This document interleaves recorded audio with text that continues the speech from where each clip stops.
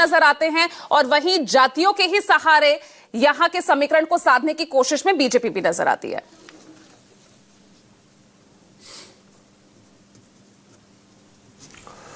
देखिए पूजा, हम लोग जब बात कर रहे हैं, फरवरी अभी खत्म हो रहा है और बिहार में चुनाव अभी 7-8 महीने के बाद है। लेकिन अगर आप घटनाक्रम देखें, अगर यहाँ रोज के हालात देखें और राजनीतिक टेम्परेचर की बात करें, तो ऐसे लगता है जैसे बिहार में 1-2 महीने के भीतर ही चुनाव होना है। इतना ज्यादा राजनीतिक सरगर्मियां बिहार में दिखाई दे रही। वजह उसकी साफ है। भारतीय जनता पार्टी, जो मैंने आपके कार्यक्रम में एक दिन और कहा था कि 2024 में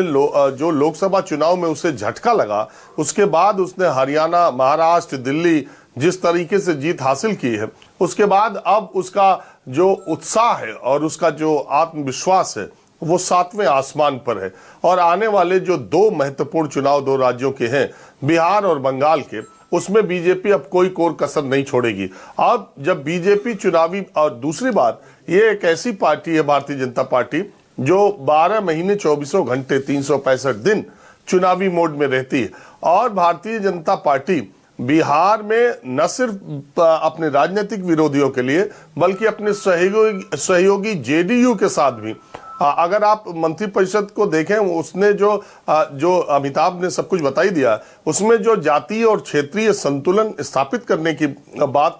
कही गई है, उससे ज्यादा जो नीतीश कुमार का भी जो सामाजिक समीकरण है, उसके लिहाज से भी बीजेपी ने अपने सामाजिक समीकरण को साधने की कोशिश की। और एक तरफ राजनीतिक विरोधी जो है वो है ही, लेकिन ज्यादा लड़ाई इस बात की है कि एनडीए के भीतर जेडीयू और बीजेपी के बीच सीटों का बंटवारा और सीटों की चीजें और चुनाव में जाना और कैसे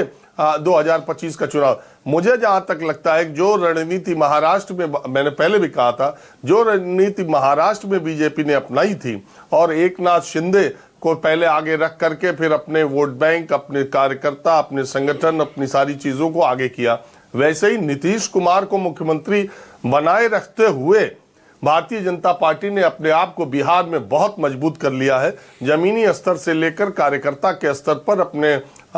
संगठन के स्तर पर। और अब भारतीय जनता पार्टी आज के 2 दशक पहले वाली भारतीय जनता पार्टी नहीं रही बिहार में, और उसकी पूरी कोशिश होगी कि अकेले दम पर बहुमत पाने के लिए उसे जो भी करना पड़े वो करेगी। और मुझे ऐसा लगता है कि जब चुनाव होगा, 2 तरफ का चुनाव है, इंडिया गठबंधन और एनडीए का, भारतीय जनता पार्टी इस बार के चुनाव में बड़े भाई की भूमिका में होगी। अब तक जो उसने नीतीश कुमार को बड़े भाई के या बड़े सहयोगी के तौर पर देखा, अब इस बार का चुनाव बिहार में बीजेपी डिक्टेट करना चाहेगी विद इन एनडीए।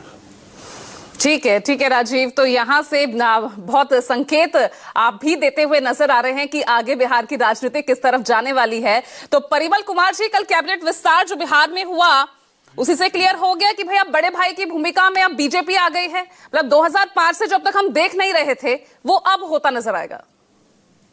देखिए, बिहार में जो एनडीए की जो स्वरूप है, अब उसके बारे में मैं स्पष्ट करूं